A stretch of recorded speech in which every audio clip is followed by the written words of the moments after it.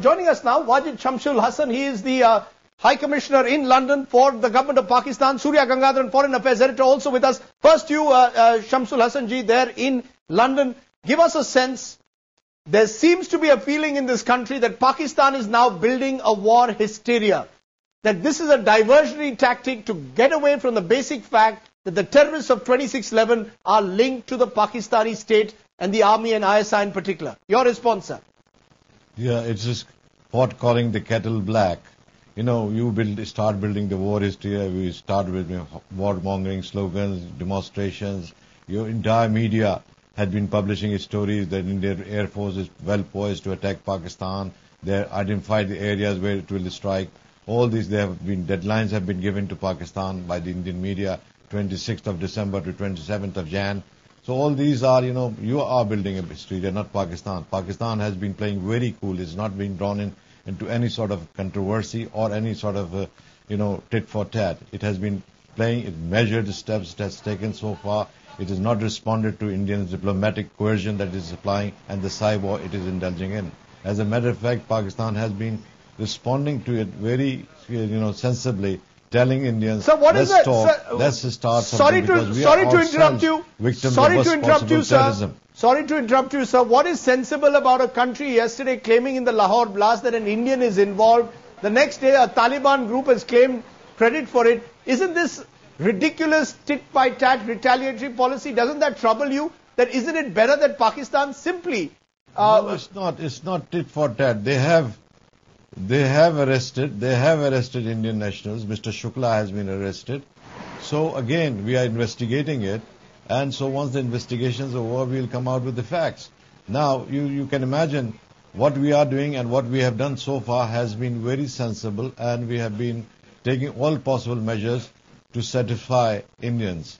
Now, look at what this gentleman from Interpol, the chief of Interpol, Director General, Mr. Noble, said in Islamabad. The Indians have failed to provide them any evidence of who was responsible for Mumbai blast, right. and about the sole terrorists who they allegedly have, who is being allegedly held for being involved in the terrorist act. Mr. Hasan, India is not... International organizations are not satisfied with what...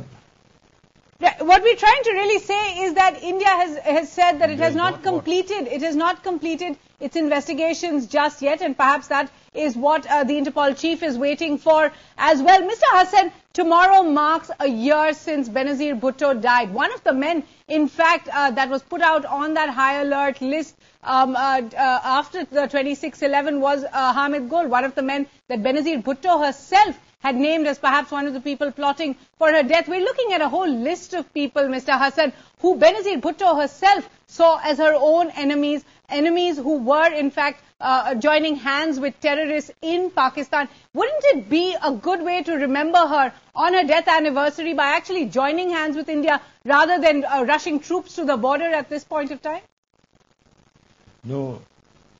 As a matter of fact, I must interrupt you. We have been offering India to join hands. We have offered them joint investigation. We have offered them joint commission to make inquiries about it.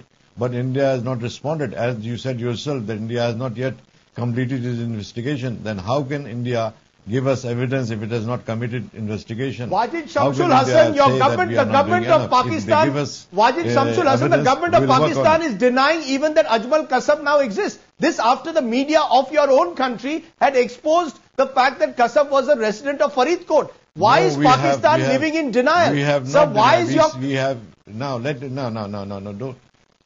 No, this is not denial. We have just stated the facts that our records do not prove that Ajmal Kasab is a Pakistani national. Are you denying what your own media exposed? Are you denying what your own media has exposed it? Shouldn't you? Isn't this the time? Media both sides is 1 year after Benazir's assassination by terrorists, isn't this the time where Pakistan should say? Of the sort so far. Geo TV, Dawn News have all exposed Kasab's links, sir. I tell you something. The way you are talking to me, is part of that hysteria build-up. You are so emotional and you are so, not acting like a journalist. You should talk to me properly, in a cool sort of manner. Don't provoke me. I'm not going to get provoked by this sort of jingoistic language.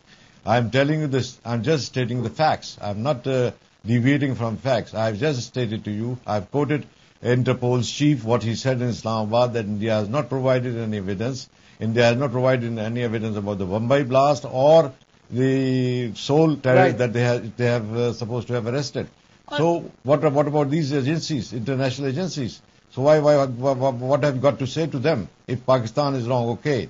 What about all right, Mr. Hassan, there is it also wrong? There is the what you you are... Interpol. You are certainly quoting one man, the Interpol, but we've seen just in the last 24 hours messages coming from key allies of Pakistan, Saudi Arabia.